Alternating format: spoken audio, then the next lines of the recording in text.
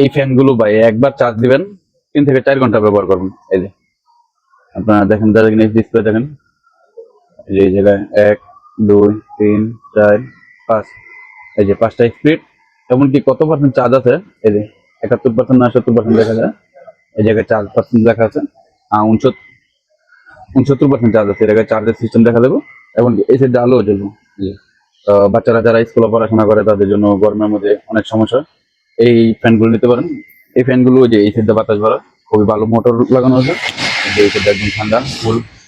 এমনকি এটা আপনার ঘুরাইয়া এই সাইডে লাগাইবেন, এটা পুরো বডিতে বাতাস লাগবে।